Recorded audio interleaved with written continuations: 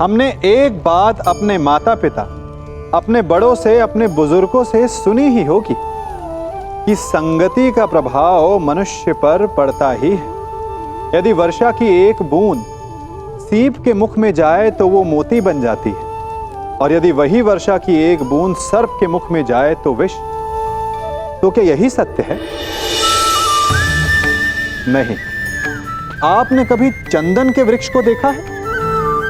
उस पर सर्प विचरण करते हैं, विषधर उससे लिपटे रहते हैं, परंतु फिर भी चंदन का वृक्ष विषैला नहीं होता। वो तब भी सुगंध देता है और पवित्र माना जाता है। तो इसका रहस्य क्या है कि वर्षा की बूंद पर संगति का प्रभाव पड़ता है और चंदन के वृक्ष पर नहीं? इसका रहस्य है आत्मबल। वर्षा की बूंद वातावरण के अनुसार स्वयं को बदल लेती है, इसीलिए उसकी संगति ही उसका प्रारब्ध बन जाती है। परंतु चंदन का वृक्ष अपना व्यक्तित्व, अपना गुण नहीं खोता। इसीलिए यदि आप में आत्मबल हो, आपका मन दृढ़ हो, तो बुरी से बुरी कुसंगति भी आपका कुछ नहीं बिगाड़ सकती। मैं महाराज धृतराष्ट्र का ज्येष्ठ पुत्र दुर्योधन आपको आपके कर्तव्य से मुक्त करता हूं।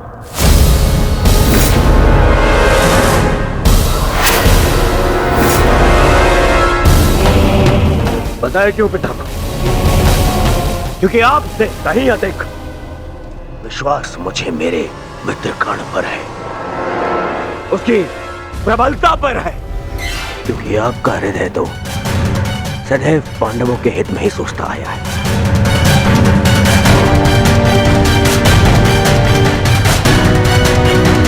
और मैं ऐसे सेनापति को अपनी समस्त सेना का उत्तरदायित्व नहीं दे सकता जो शत्रु है तुम्हें सोचता हो। यदि कर्ण इस युद्ध में भाग नहीं ले सकता तो आप भी इस युद्ध में भाग नहीं लेंगे।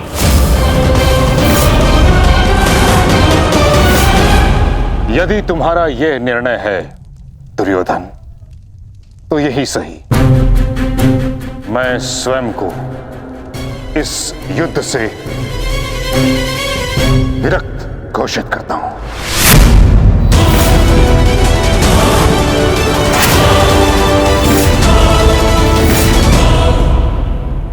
मुझे आपकी आवश्यकता नहीं।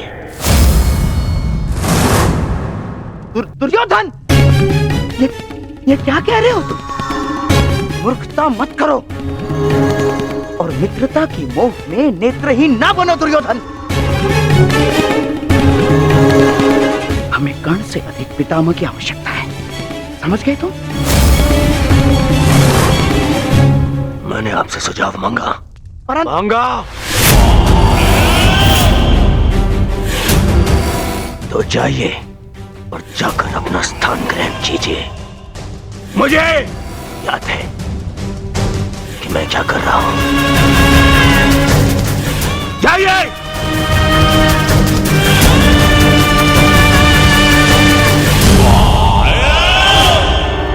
नहीं महामहिम, युवराज ने जो कहा क्रोध में आकर कहा। मैं इस विषय में उनसे बात करूंगा, सब ठीक हो जाएगा महामहिम। नहीं कौंतेय कर्ण, अब कुछ भी ठीक नहीं हो सकता। मेरी बात सुनिए महामहिम। मुझे एक सूत पुत्र की बात नहीं सुननी।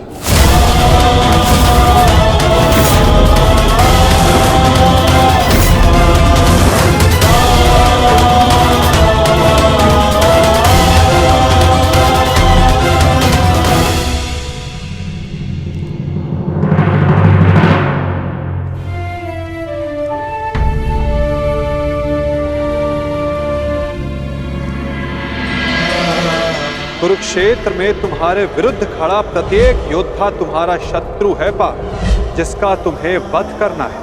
अन्यथा आज तुम भीष्म से भयभीत हो, कल तुम कर्ण से हो, परसों तुम ये कहोगे कि मैं आचार्य द्रोण का सामना कैसे करूं। यदि ऐसा ही रहा तो कैसे पूर्ण करोगे अपने साथ हुए अन्याय का प्रतिकार, कैसे लोगे पांचाली के अपमान का प्रतिशोध।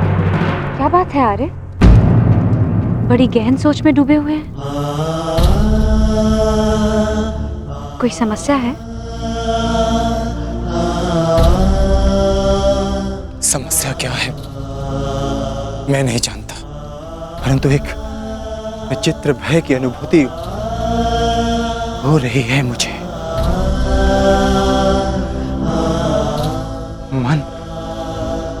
मन बड़ी दुविधा में है।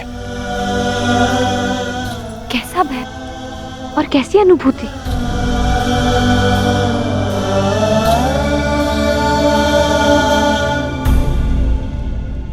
मैं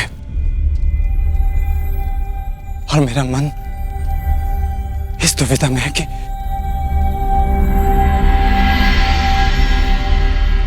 क्या यह युद्ध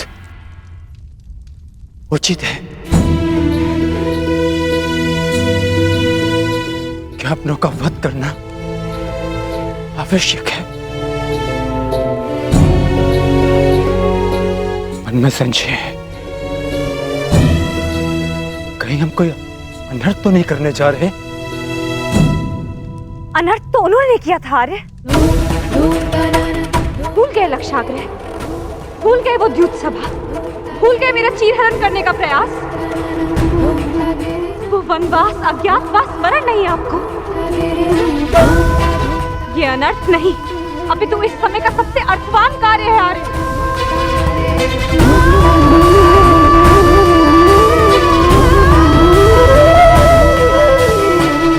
ये धर्म युद्ध है, उनके विरुद्ध जिन्होंने अधर्म किया और उनके विरुद्ध जो मौन रहकर इस अधर्म के साक्षी बने।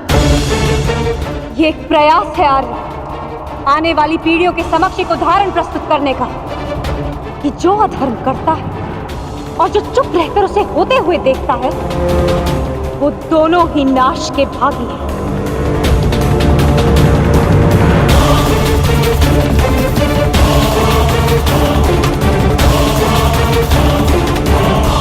आप अनावश्यक रूप से स्वयं के मन पर बोझ डाल रहे हैं आर्य। आप योद्धा हैं और ये महायुद्ध आपके जीवन का लक्ष्य, आपका कर्तव्य और आपका धर्म। धर्म?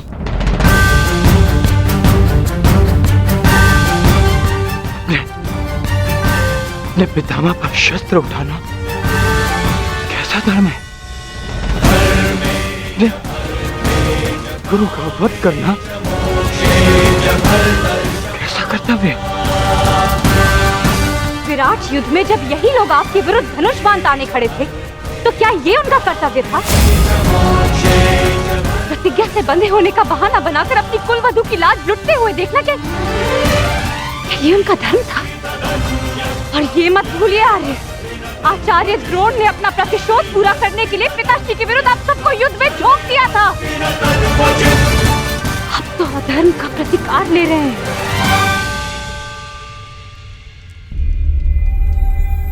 कहीं ऐसा तो नहीं आ रहा कि आपको ऐसा लग रहा है कि जो कुछ भी उन्होंने किया वो धर्म था, उचित था? नहीं पांचाली, नहीं।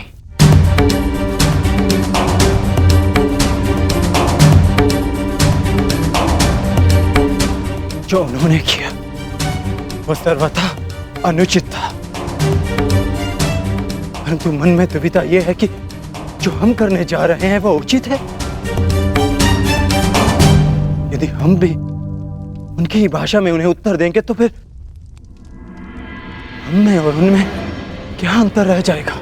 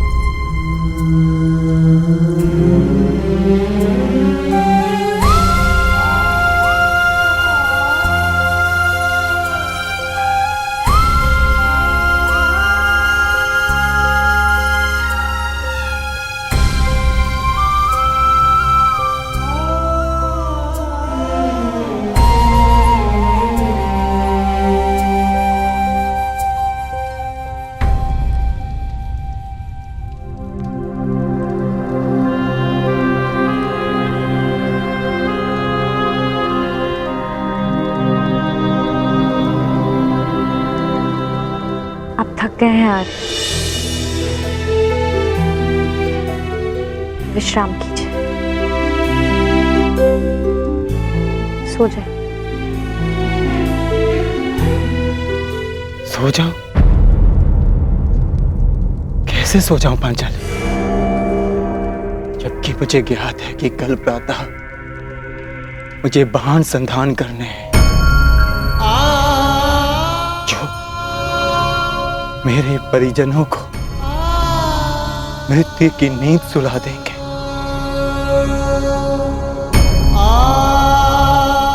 तो कैसे सो जाऊं मैं, कैसे?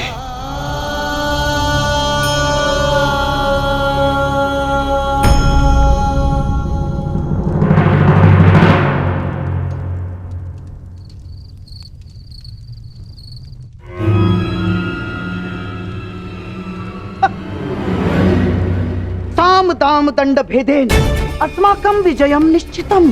साम दाम दंड भेदेन अस्माकं विजयम निश्चितम। कहाँ है? कैसे होगा? अपनी मित्रता के भावावेश में बहकर तुम बहुत बड़ी भूल कर रहे हो दुर्योधन, बहुत बड़ी भूल। वो अंगराज अब वो कर्ण नहीं रहा जिसे अस्त्र बनाकर तुम पांडवों पर प्रयोग करना चाहते थे ना, जिसकी सारी शक्ति उसके कवच और कुंडल में थी, जो अब नहीं है, जिसके जाते ही कर्ण केवल और केवल मात्र एक साधारण योद्धा और एक साधारण धनुर्धारी रह गया है दुर्योधन। और ऐसे व्यक्ति को तुम प्रधान सेनापति बनाना चाहते हो? है? कौरवों की वास्तविक शक्ति इच्छा मृत्यु के वरदानधारी महामहिम भीष्म है, ना कि वो कवचहीन सूत पुत्र कर्ण। मैं जानता हूं कि तुम्हें बहुत बुरा लगता है, बहुत बुरा लगता है, जानता हूं मैं। परंतु एक बार अपने मन से पूछो एक बार, उत्तर यही मिलेगा कि वो सुपुत्र कर्ण कुंती और उसके पुत्रों के लिए कोमल भाव रखता है, कोमल भाव। स्मरण करो कि किस प्रकार उसने हमारी हर चाल में बाधा डालने का प्रयास किया है दुर्योधन। चाहे वो द्युत सभा हो या विराट युद्ध, हाँ, या फिर तुम्हारे जीजा श्री जयद्रथ का अपमान है। कर्ण सदैव उन पांडवों के पक्ष में रहा है, द्रोही है वो। अपने मन को टटोलो दुर्योधन, उत्तर मिल जाएगा तुम्हें। विश्वासघाती है तुम्हारा मित्र कर्ण, विश्वासघाती।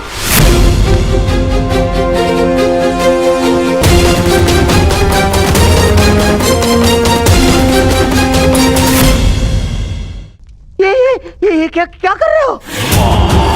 कुछ नहीं,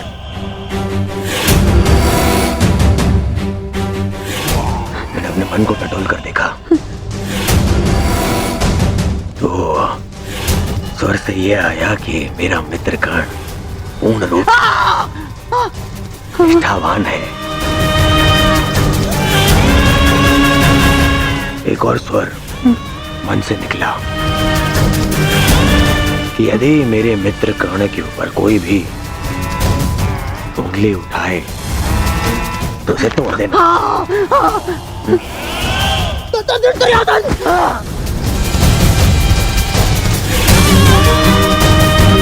केवल इसलिए कि अब मेरे मामा श्री हैं, बार बार मेरे धैर्य की परीक्षा लेने का अधिकार नहीं मिल जाता। भविष्य में स्मरण रखना,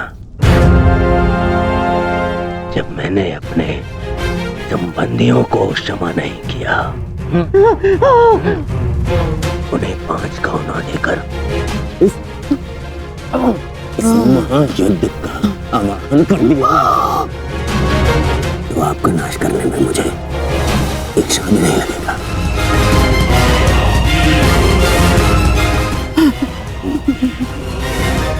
इसलिए स्मरण रखना, ना तो फिर कभी मेरे धैर्य की परीक्षा लेना और ना ही मेरे मित्र कर्ण के ऊपर आरोप लगाना।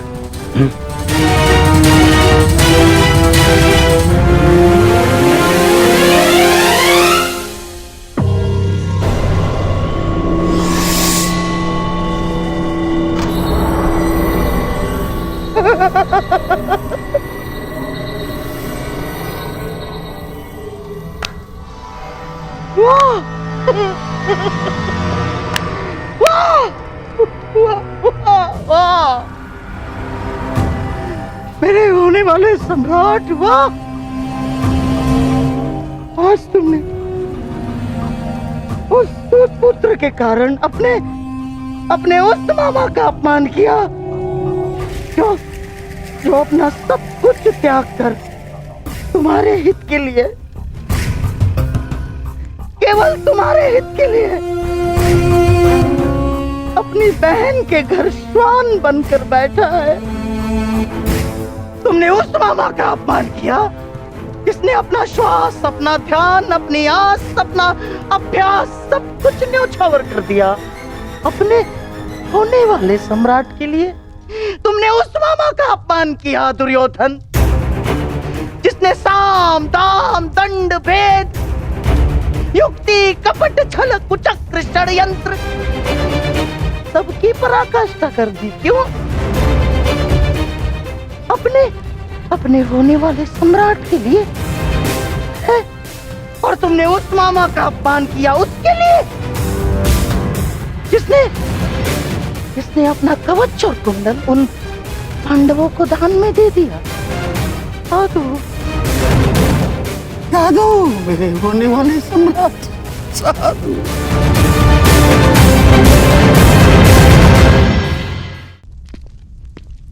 नहीं पिताश्री, मुझे महामहिम का निर्णय स्वीकार नहीं है।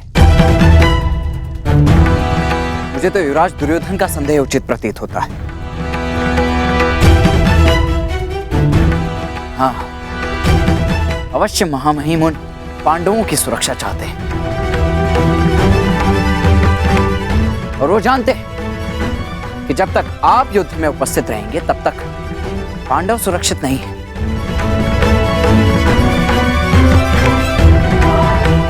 तभी वो आपको युद्ध से दूर रखना चाहते हैं।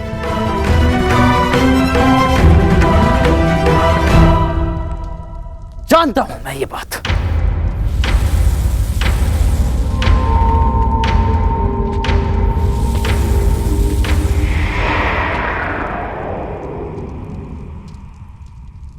शांत हो जाओ पुत्र। कैसे शांत हो जाऊं पिताश्री? इस समय कौरवों को सबसे अधिक आवश्यकता आपकी है, ना कि महामहिम की। ये एक योद्धा नहीं, एक पुत्र बोल रहा है। युद्ध में योद्धा के बल से अधिक अनुभव का बल काम आता है। गंगापुत्र भीष्म को ऐसे ही महामहिम नहीं कहा जाता। स्वयं गुरु परशुराम भी उन्हें परास्त नहीं कर पाए थे। आओ मेरे साथ।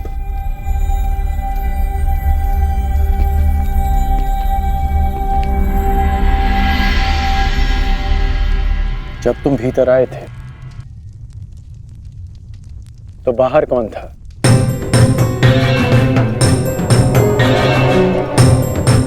सैनिक थे, सहस्त्रों सैनिक थे। तो बताओ कि वो सारे सैनिक कहां चले गए?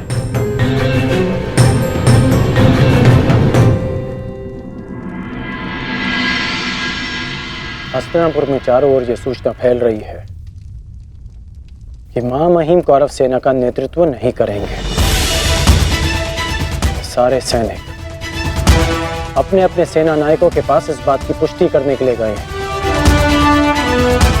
और यदि यह निश्चित हो गया कि महामहिम कौरव सेना का नेतृत्व नहीं करेंगे तो युद्ध से पूर्व ही कौरवों का अधिकतम बल युद्ध से विरक्त हो जाएगा। ये सारे सैनिक अपने प्राण हथेली पर लेकर इसलिए लड़ते हैं क्योंकि इन्हें विश्वास है कि उनका सेनापति उनके प्राण व्यर्थ नहीं जाने देगा कि उनके जीवन के बदले में उन्हें विजय मिलेगी। इसलिए पुत्र, दुर्योधन को मेरे बदले मां महीम को चुनना चाहिए, क्योंकि मां महीम के पास सेना का विश्वास है। तो अब आप क्या करेंगे पिताश्री? एक योद्धा होने के नाते अपने से महान योद्धा का सम्मान और वो कार्य जो मेरे मित्र के हित में होगा।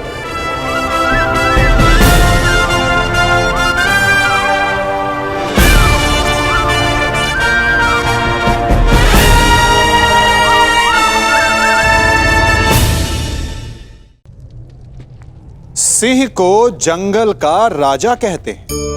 सभी पशु पक्षी उसका बल मानते हैं, उससे भयभीत रहते हैं।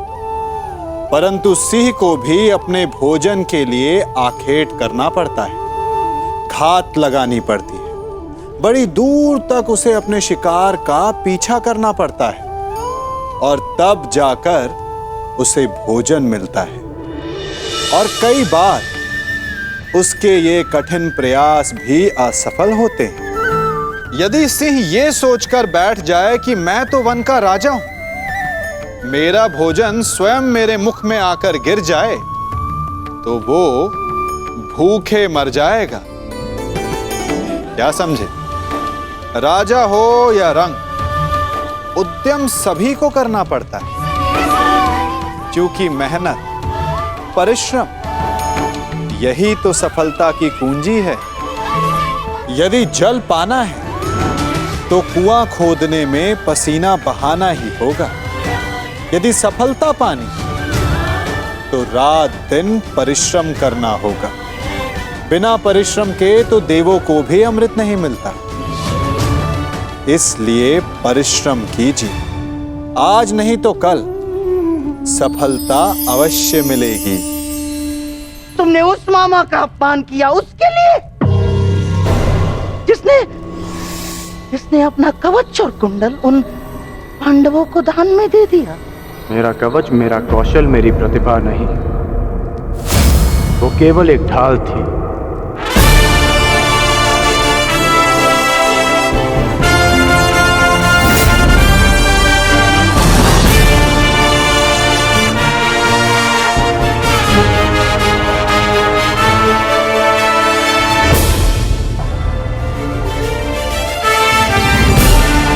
वो दुर्योधन की ढाल मैं हूं, मेरी मित्रता है।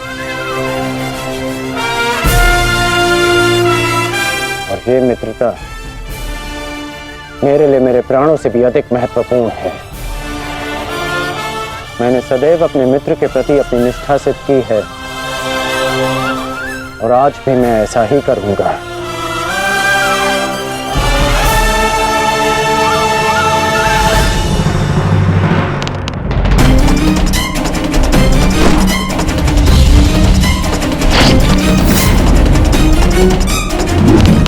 कुरुक्षेत्र में तुम्हारे विरुद्ध खड़ा प्रत्येक योद्धा तुम्हारा शत्रु है पार्थ, जिसका तुम्हें वध करना है। ये धर्म युद्ध उनके विरुद्ध जिन्होंने अधर्म किया। अन्यथा आज तुम भीष्म से भयभीत, भूल गए लक्षाग्रह, कल तुम कर्ण से हो, भूल गए वो द्यूत सभा, परसों तुम ये कहोगे कि मैं आचार्य द्रोण का सामना कैसे करूं। भूल गए मेरा चीरहरण करने का प्रयास। यदि ऐसा ही रहा तो कैसे पूर्ण करोगे अपने साथ हुए अन्याय का प्रतिकार? कैसे लोगे पांचाली के अपमान का प्रतिशोध? कुरुक्षेत्र में उनके विरुद्ध जिन्होंने अधर्म का प्रतिशोध अधर्म के साक्षी।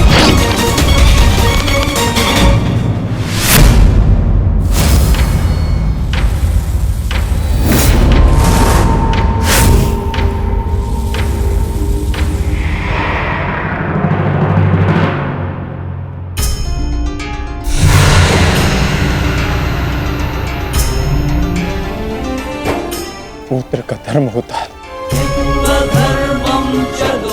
बढ़ती आयु में अपने पितामह को संभालना। मैं युद्ध क्षेत्र में मैं कैसे गिरा सकता हूं? जिन्होंने मुझे धनुष उठाना सिखाया, जिनके कारण आज मैं सर्वश्रेष्ठ धनुर्धर हूं, उन गुरु द्रोण पर बाण संधान कैसे कर सकता हूं मैं? जीवन में पहली बार आज मेरे हाथ कांप रहे हैं, अर्थात ये सब ठीक नहीं, ये सब ठीक नहीं।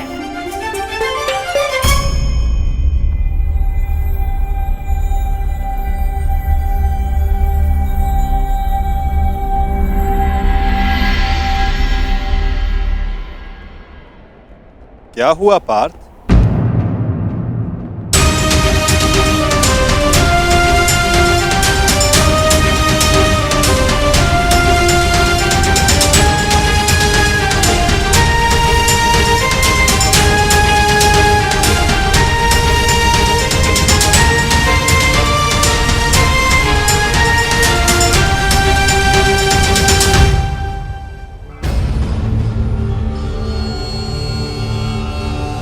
जो अपने दृढ़ संकल्प और अचूक लक्ष्य भेदन के लिए जाना जाता है, जो केवल शब्द सुनकर उसका लक्ष्य भेद कर सकता है, आज वही अर्जुन विचलित है या उसके बाण विचलित है? पार्थ, कुछ कहना चाहते हो? यदि तुम्हारे मन में कोई संदेह, कोई संकोच है, तो उसे अपने सखा से बांट सकते हो। नहीं माधव, ऐसा कुछ नहीं है। आज कुछ अधिक ही थक गया हूं मैं, कदाचित इसीलिए। बड़ी विचित्र बात है, जो अर्जुन इतने वर्षों की कठिन तपस्या में नहीं थका, जो 12 साल के वनवास में और 1 साल के अज्ञातवास में नहीं थका, वो आज केवल एक दिन में थक गया।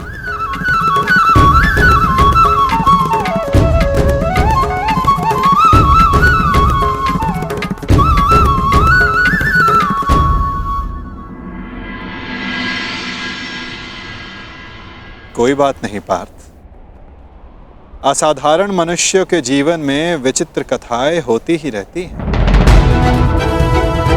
आओ, शिविर में चलकर सभी वीर मिलकर भोजन करें। कल से युद्ध प्रारंभ होने वाला है पार्थ। किसे ज्ञात किसके साथ दोबारा भोजन करने का अवसर ही ना मिले।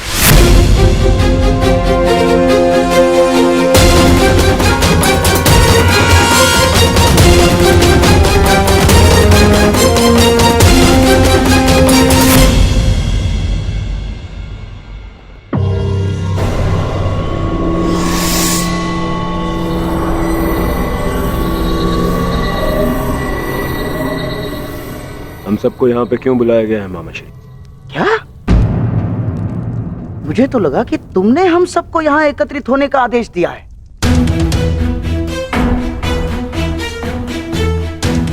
कल आरंभ हो रहे युद्ध के निर्देश देने के लिए। मैंने आप सबको यहाँ बुलाया है।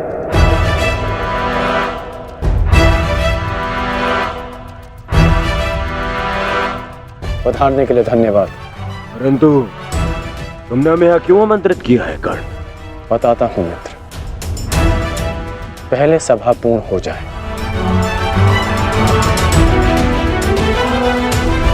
अभी एक योद्धा का आना शेष है।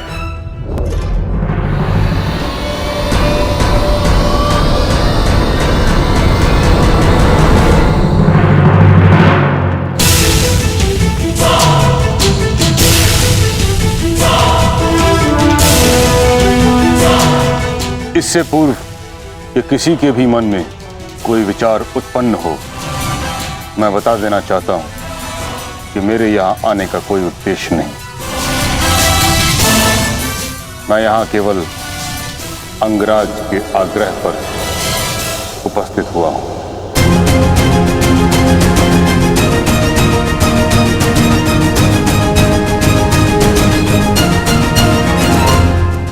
पर मैं जानना चाहता हूं इस सभा को बुलाने का उद्देश्य क्या है मित्र?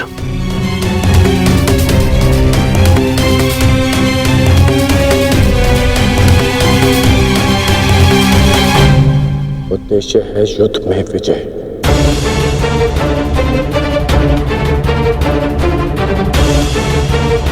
तुम अपने मित्र मोह में आकर बहुत बड़ा अनर्थ करने जा रहे थे, और एक सच्चा मित्र होने के नाते मैं तुम्हें ये अनर्थ नहीं करने दूंगा।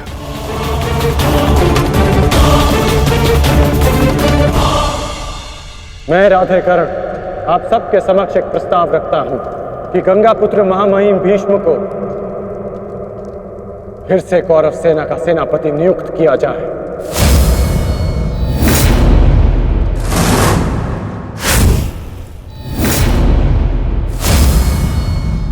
और ये घोषणा करता हूं कि जब तक महामहिम भीष्म इस युद्ध भूमि में सेना का नेतृत्व करेंगे, ये राधेकरण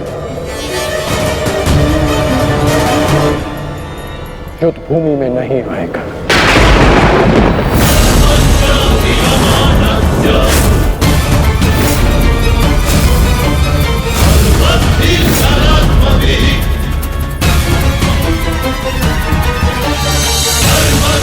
ये तुम क्या कह रहे हो मित्र? मुझे इस युद्ध में तुम्हारी अपने मित्र की ही सबसे अधिक आवश्यकता है। महामहिम से भी अधिक? नहीं मित्र, तुम भूल कर रहे हो। मैं कवच खोया योद्धा हूं, और महामहिम हस्तिनापुर के कवच हैं। तुम्हें मुझसे अधिक आवश्यकता उनकी है।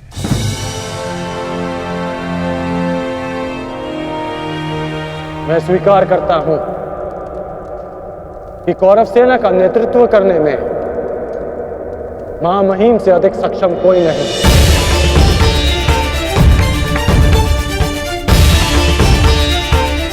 मैं भी नहीं।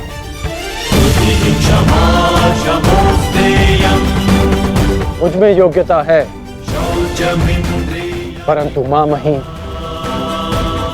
अपने विवेक, धर्म और शौर्य के लिए जाने जाते हैं, और इनके विवेक का मैं भी सम्मान करता हूं। यदि महामहिम मुझे युद्ध से दूर रखना चाहते हैं, तो अवश्य इसके पीछे कोई महत्वपूर्ण कारण होगा जिसमें सबका हित होगा।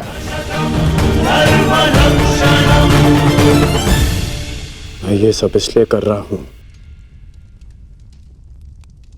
क्योंकि मैं तुम्हें हस्तिनापुर के सिंहासन पर देखना चाहता हूं, और मेरा लक्ष्य पूर्ण करने के लिए मैं ऐसे 1000 स्वप्न का बलिदान दे सकता हूं।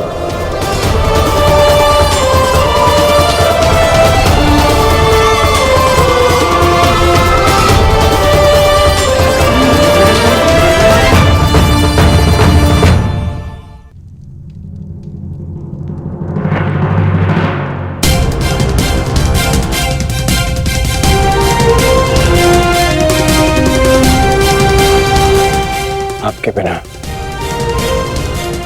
कौरवों की विजय संभव नहीं। अपना पद स्वीकार करें।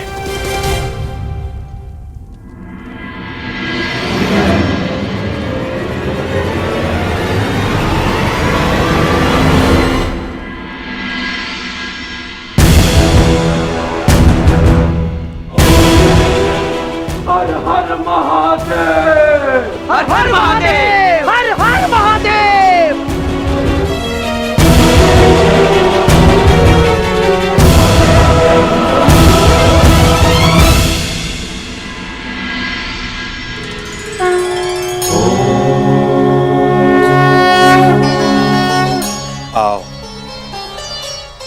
हम साथ मिलकर ये अमृत तुल्य भोजन ग्रहण करें, हमें शक्ति मिले, हमारा तेज एक होके बढ़े,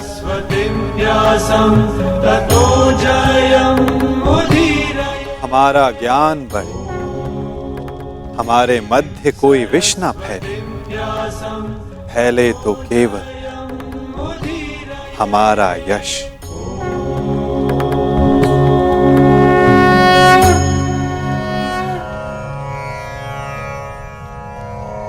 ओम सहना भवतु। ओम सहना भवतु। सहनो भुनक्तु। सह वीर्यं करवावहे। सह वीर्यं करवावहे। तेजस्विनाय धीमस्तु। तेजस्विनाय धीमस्तु। मा विद्विषावहि। मा विद्विषावहि। ओम शांति शांति शांति।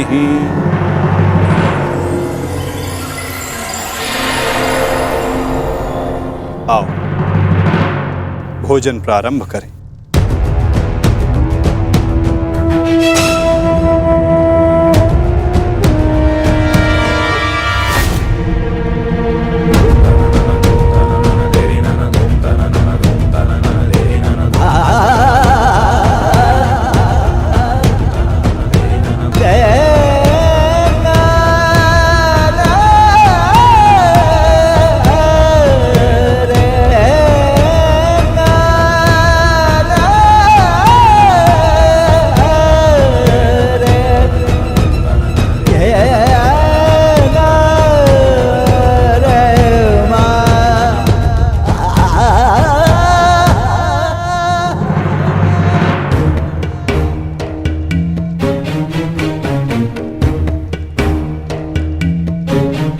पिताश्री, रात्रि गहरी हो चुकी है, आपको विश्राम कर लेना चाहिए।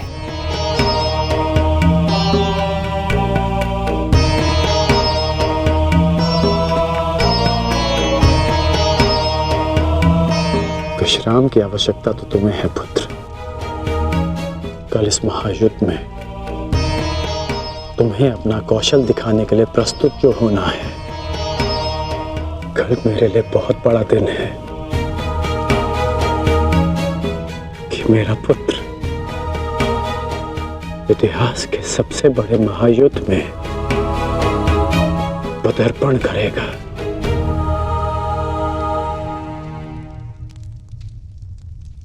मुझे गर्व है तुम पर।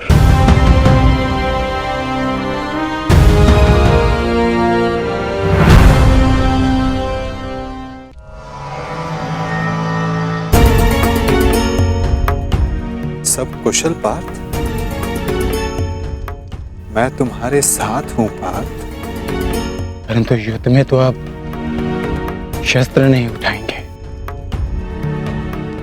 युद्ध में तो मैं अकेला ही रहूंगा माता। और यदि इस युद्ध में मैं तुम्हारे साथ उपस्थित रहा तो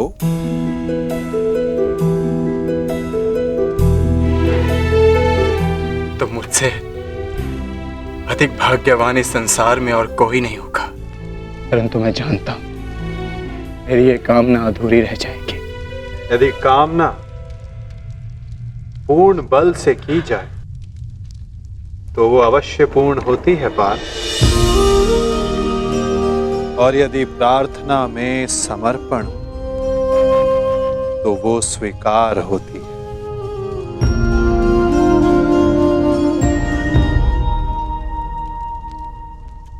मैं आप सबके समक्ष एक घोषणा करना चाहता हूं। मैंने प्रण लिया है कि इस युद्ध में शस्त्र नहीं उठाऊंगा, परंतु बिना शस्त्र उठाए भी मैं इस युद्ध में सहायक रहूंगा। मैं वासुदेव कृष्ण ये घोषणा करता हूं कि इस महायुद्ध में मैं उस योद्धा का मार्गदर्शन करूंगा जिसे इस युद्ध की दिशा निर्धारित करनी है। ये युद्ध एक यात्रा है और इस युद्ध की यात्रा में मैं अर्जुन का सहयात्री बनूंगा। मेरे हाथ इस युद्ध में अस्त्र भले ही ना थामे, परंतु अर्जुन के रथ के अश्वों की रास से अवश्य थामेंगे। मैं इस महायुद्ध महारथी अर्जुन के सारथी की भूमिका निभाऊंगा।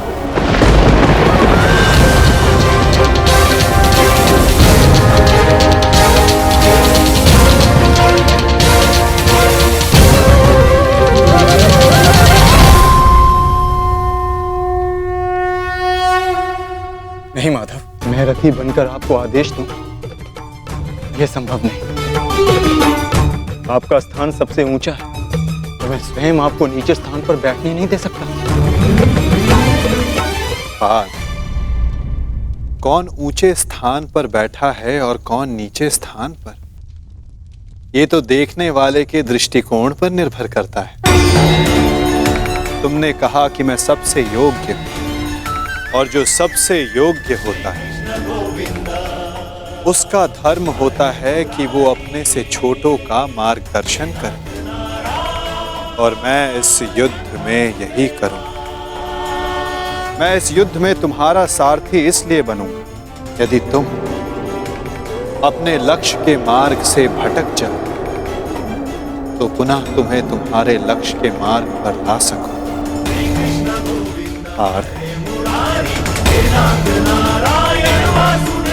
मुझ पर विश्वास है ना? निष्ठा है माधव।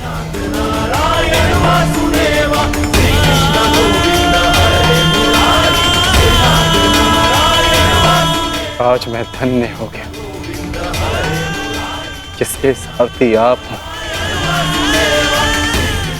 वो मार्ग कभी भटक ही नहीं सकता।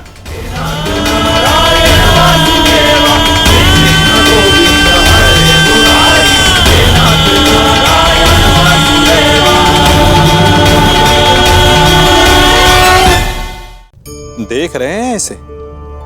ये बड़ा भयंकर अस्त्र है। अब आप कहेंगे कि ये छोटी सी धातु भला किस काम की? आप चाहें तो इस धातु से वस्तुएं जोड़ लें, या फिर चोट भी खा सकते हैं।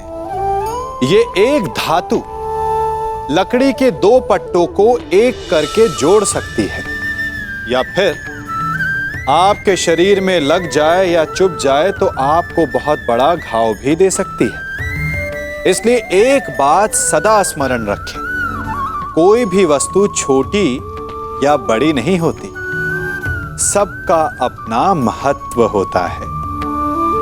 यदि आपको स्वयं बड़ा बनना है तो कभी किसी को छोटा समझने की भूल ना करें। यदि छोटों का साथ लिया तो आप स्वयं बड़े बन जाएंगे, और यदि उनका तिरस्कार किया तो इस धातु की भांति चुभकर वो आपका मार्ग भी रोक सकते हैं।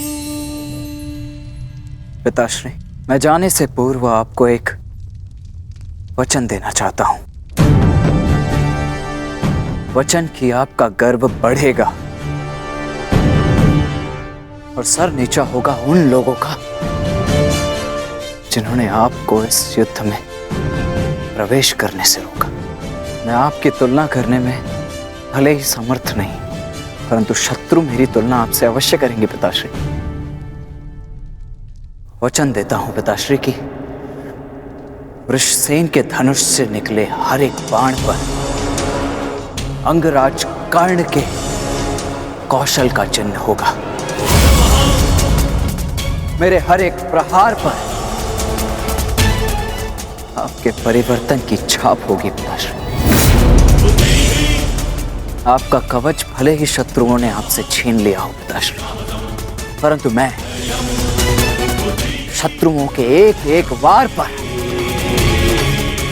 ढाल बनकर युवराज दुर्योधन और अपने पक्ष की रक्षा करूंगा। कि आपका प्रत्येक स्वप्न मैं पूर्ण करूंगा। या पूर्ण करने के प्रयास में वीर गति को प्राप्त हो जाऊंगा।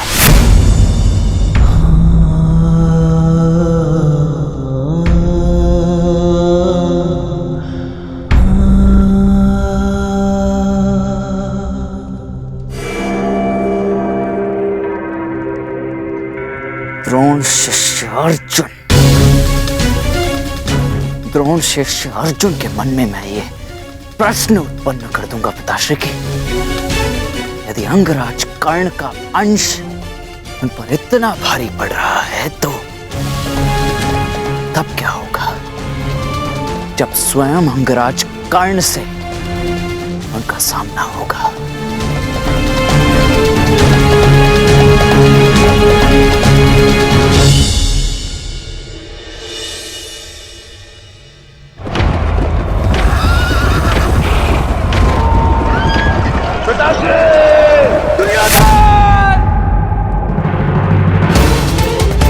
महाराज, महाराज, क्या हुआ महाराज?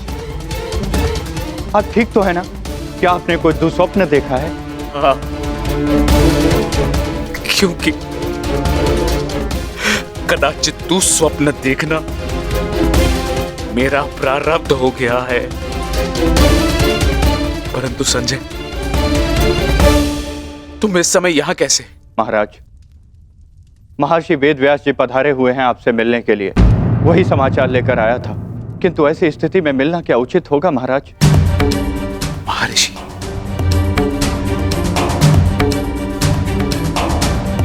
अवश्य ही कुछ उचित सोचा होगा, तभी पधारे हैं। उन्हें सादर अंदर ले आओ संजय। जैसी आज्ञा महाराज।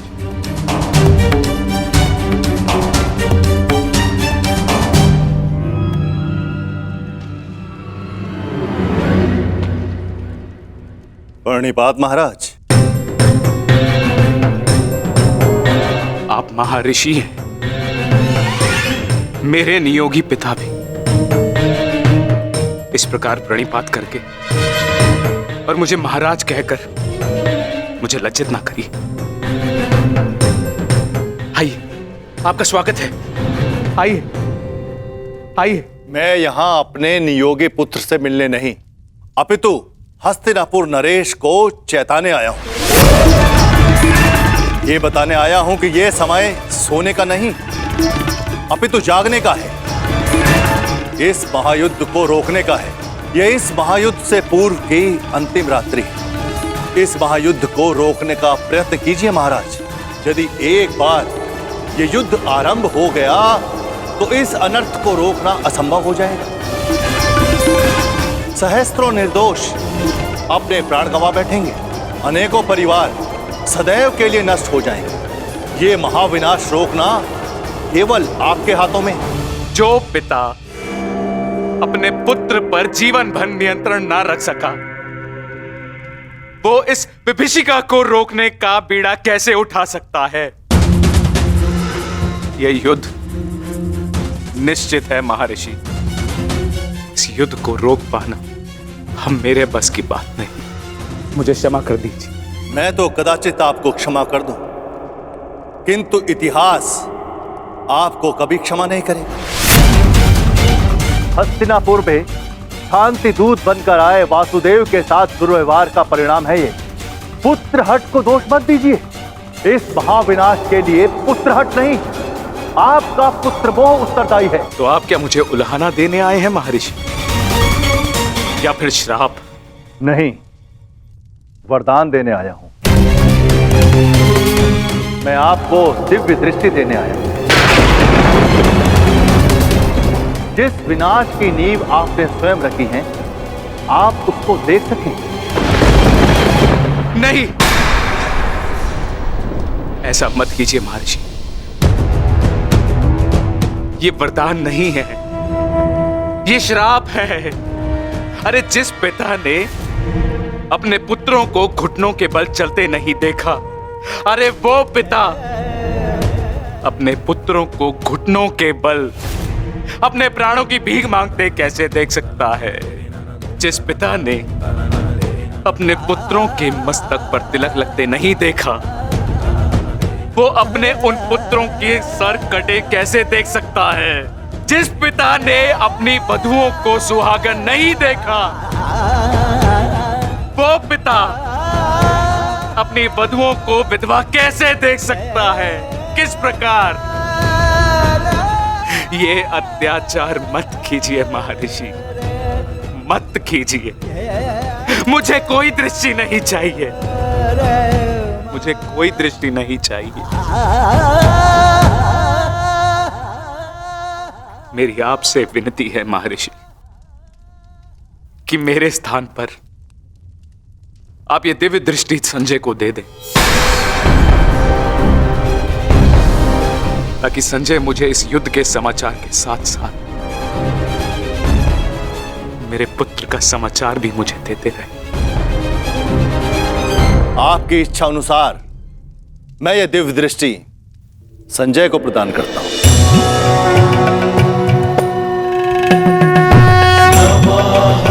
पुराणकाराय व्यासाय जयकारिणे भरताख्येन दीप्तेन विश्वं येन प्रकाशितम्।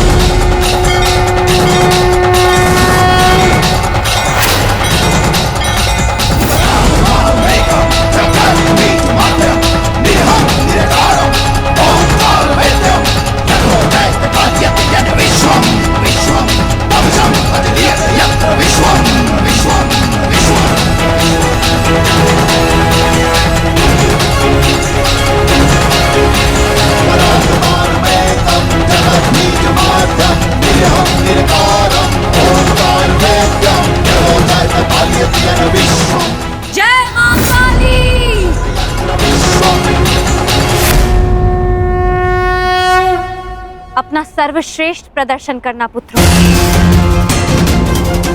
अपने पिताओं की प्रतिज्ञा को स्मरण रखना और अपनी माता के अपमान को मत भूलना।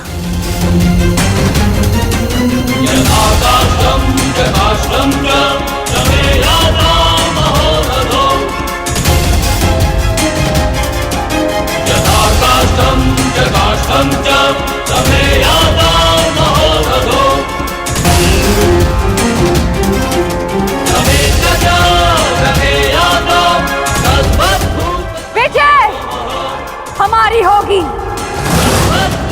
हर हर महादेव, हर हर महादेव, हर हर महादेव।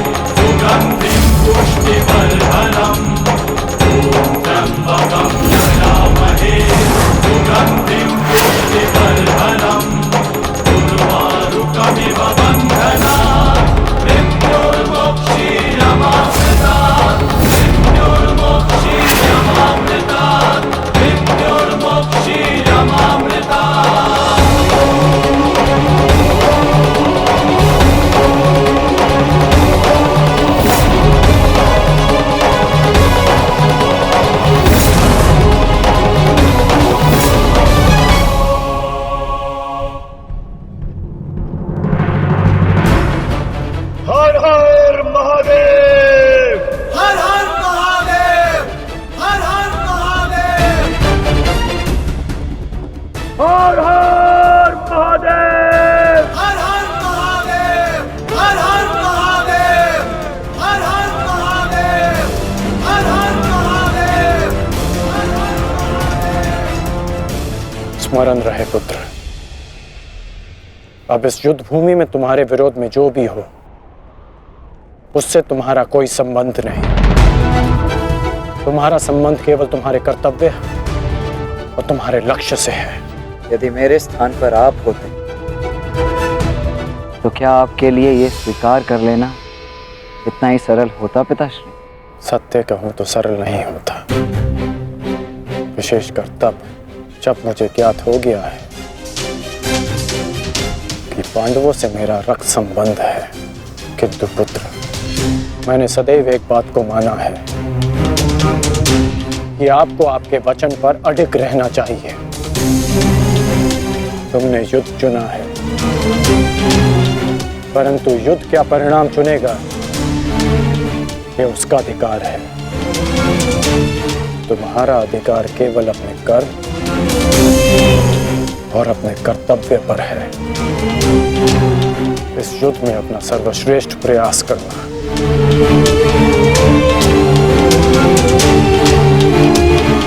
कल्याण हो तुम्हारा।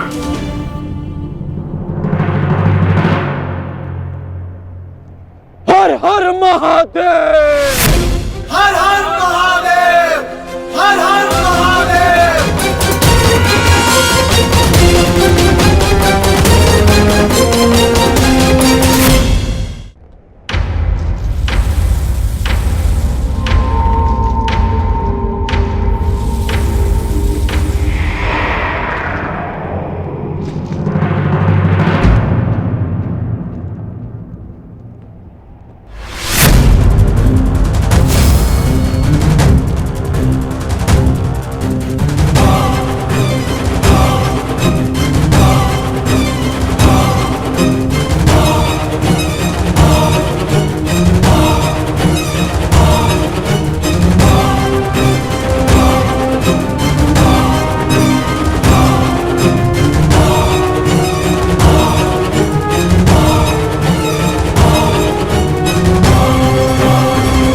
मुझे तुम्हारी प्रतीक्षा रहेगी मित्र,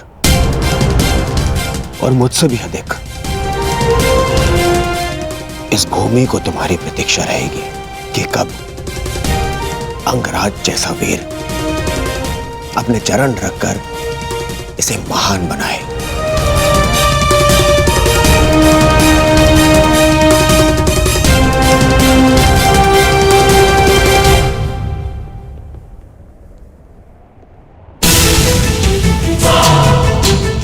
सुरक्षित रहना।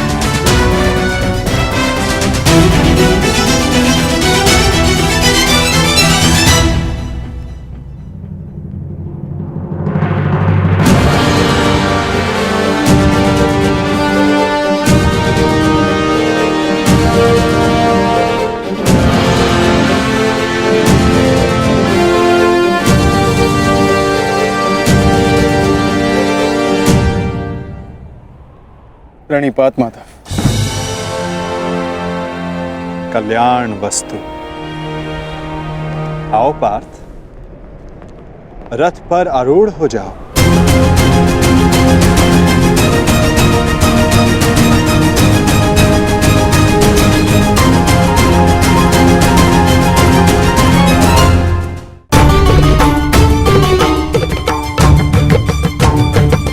किस संशय में हो धनंजय, विचरण करने का समय जा चुका है। अब केवल पुरुषार्थ करने का समय है। मुझे ज्ञात है माता, परंतु परंतु मोल भाव, ये लक्षण व्यापारियों के होते हैं पार्थ। धर्म युद्ध के योद्धाओं के लिए ये शब्द निरर्थक हैं। पाप नाशनी गंगा बहती जाती है, किंतु परंतु नहीं करती। अंधकार नाशक सूर्य किंतु परंतु नहीं करता। और अधर्म का नाश करने को सज्ज अर्जुन की तुनीर में भी इन संदेहों का कोई स्थान नहीं। तुम्हारा सारथी युद्ध में तुम्हारा मार्गदर्शन करने को सज्ज है पार्थ। आओ, अपना स्थान ग्रहण करो।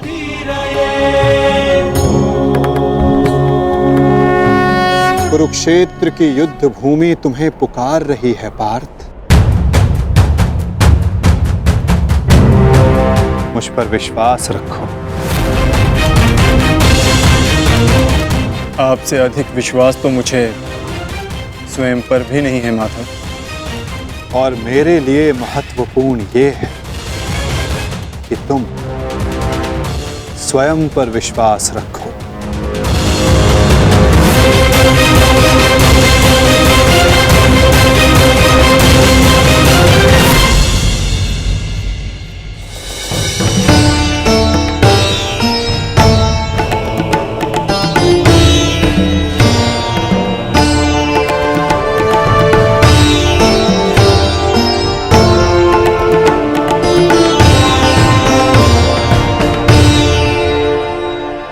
कुछ भूल तो नहीं रहे हो पार्थ?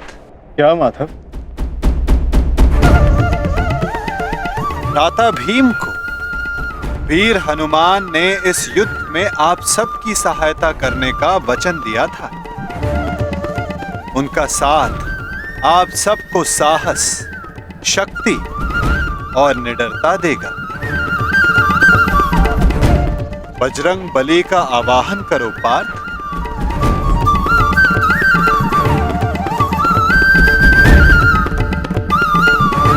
मैं कुंती पुत्र अर्जुन, पवन पुत्र, ज्येष्ठ भ्राताश्री महाबली हनुमान का आवाहन करता हूँ।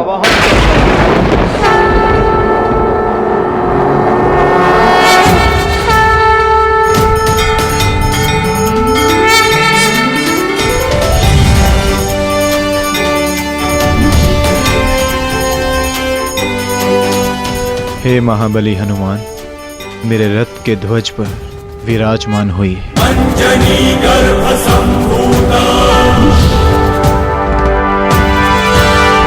कपिंद्र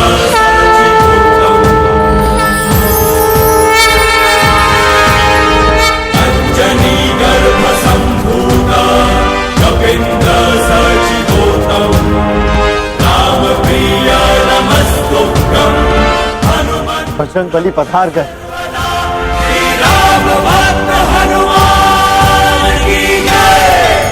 महाबली हनुमान की जय। बजरंग बली हनुमान की जय।